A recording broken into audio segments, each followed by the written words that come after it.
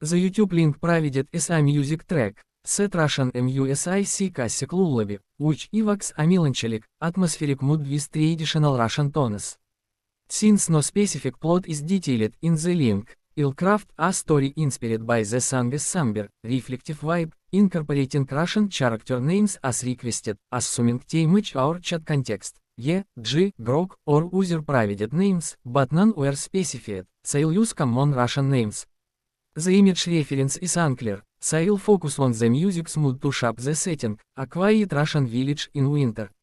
The story will be 1600 words, slow-paced, descriptive, and cited for text-to-speech with clear language, natural pathos, and emotional depth.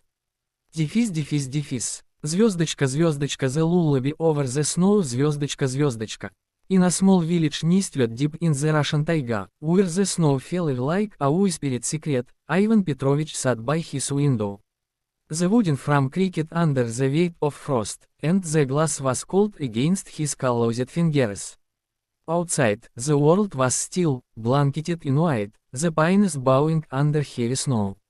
The village of Sosnovka slept under the grey sky, its log houses glowing faintly with lamplight. Ivan, an old man with a beard like silver thread, stared at the emptiness, his breath fogging the pain. The air smelled of pine and coal smoke, a familiar comfort in the long winter. Ivan's home was modest, a single room with a stove that crackled softly. A kettle hummed, its steam curling like a ghost in the dim light.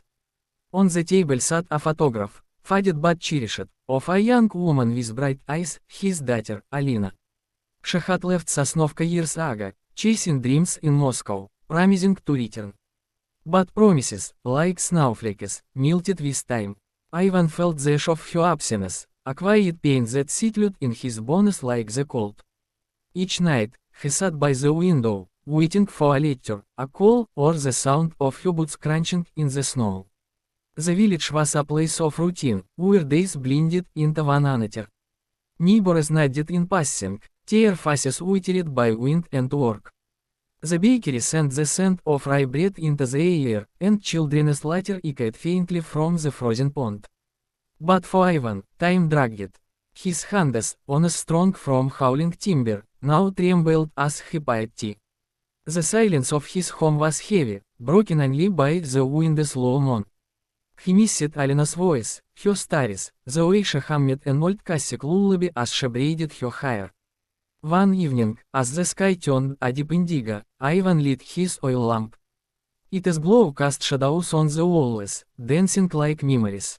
He pulled his chair closer to the window, his wool coat draped over his shoulders.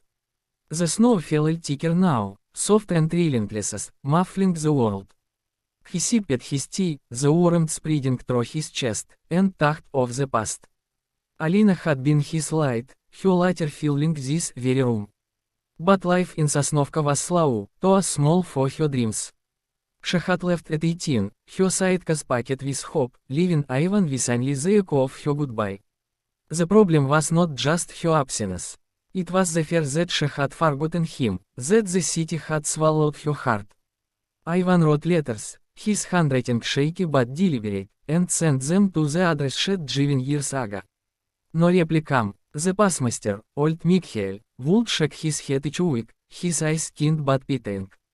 No mail today, Ivan Petrovich, he'd say, and Ivan would nod, hiding his disappointment. He wondered if Alina was happy, if she still sang that lullaby, or if the city's noise had drowned it out. Tonight felt different, too. The air held a strange weight, like the moment before a storm. Ivan leaned closer to the window, his breath clouding the glass. He wiped it with his sleeve and squinted into the dark. A figure moved along the path, a shadow against the snow. His heart stirred, a flicker of hope, but he dismissed it. Just a neighbor, he thought, or a trick of the light. Yet the figure grew closer, tears still slow and deliberate, crunching softly in the snow. Ivan's hands tightened around his mug, the warmth grounding him. The figure stopped at his gate. A scarf wrapped their face, but the shape of their coat, the way they moved, it was familiar. Ivan's breath caught. He stood, his chair scraping the floor, and shuffled to the door. His hands trembled as he turned the latch, the cold air rushing in like a sigh. The figure lifted her head, unwrapping the scarf, and there she was, Alina. Her eyes, still bright, met his. Snow clung to her hair, and her cheeks were flushed from the cold. "Papa," she said, her voice soft but clear, like a note from that old lullaby. Ivan froze, his heart pounding. He wanted to speak, to ask why, to scold her for the silence, but the words wouldn't come. Instead, he opened his arms, and she stepped into them, her coat damp against his chest. She smelled of wool and city air, a mix of the familiar and the strange. They stood there, the snow falling around them, the world quiet except for the soft creak of the gate. Inside, by the staves warmed, Alina set her back down. Her face was older now, lines etched where youth had been, but her smile was the same. Ivan poured tea, his hand steadier now, and they sat at the table. The lamps glow softened the room, making it feel well again. Alina spoke first, her voice low, as if afraid to break the moment.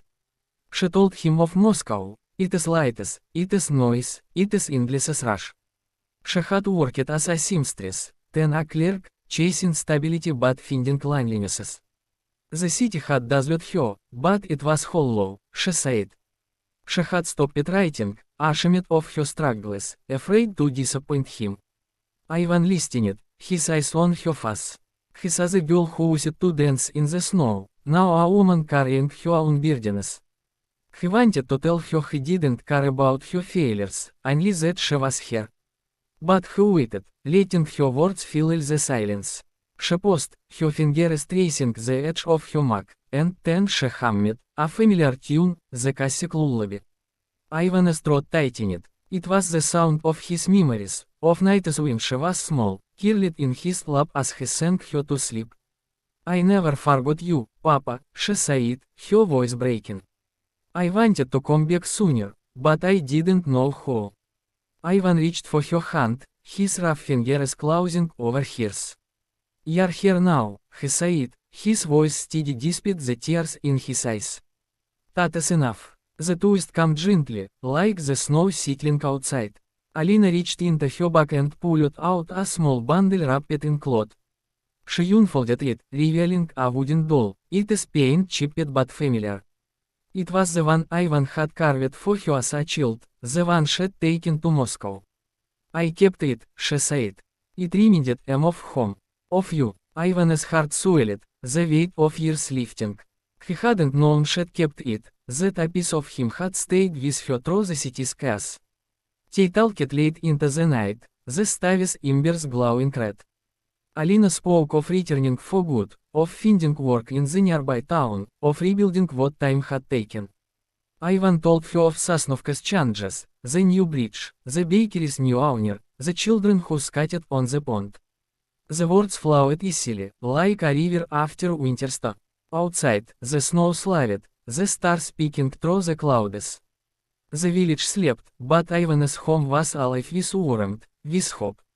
The next morning, they walked through Sosnovka, the snow crunching under their boots. Neighbors waved, their smiles curious but kind. Alina's latter rang out as she tossed a snowball, and Ivan chuckled, his breath a cloud in the air. The village felt different now, brighter, as if the snow itself sparkled more. They stopped by the frozen pond, where children glided on makeshift skates.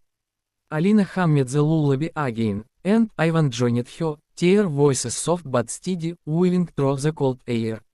As the sun dipped low, painting the sky in hues of pink and gold, Ivan felt a peace he hadn't known in years. Alina was home, not just in Sosnovka but in his heart, where she'd never truly left. The lullaby lingered in his mind, a reminder of love that endured, like the pines standing tall against the winter. They returned home, the lamp glowing in the window, a beacon in the snow. Ivan knew there would be challenges, time to rebuild, trust to mend, but for now, this was enough. The village of Sosnovka settled into the night, the snow falling gently, covering the world in quiet. Ivan and Alina sat by the stove, The kettle humming, the doll on the table between them. The lullaby echoed in tear silence, a promise of tomorrow, of home, of love that no distance could break. Дефис. Звездочка word count звездочка, 1600 words.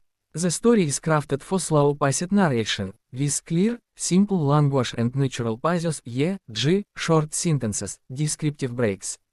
The atmosphere reflects the melancholic tone of the classic lullaby, building emotional depth through Ivan's longing and Alina's return. The relatable problem, estrangement and loneliness, is resolved with a gentle twist, the doll, and a satisfying, grounded ending, reconnection and hope. Russian names Ivan, Alina, Mikhail align with the cultural mood, and the setting enhances the emotional weight for text-to-speech delivery.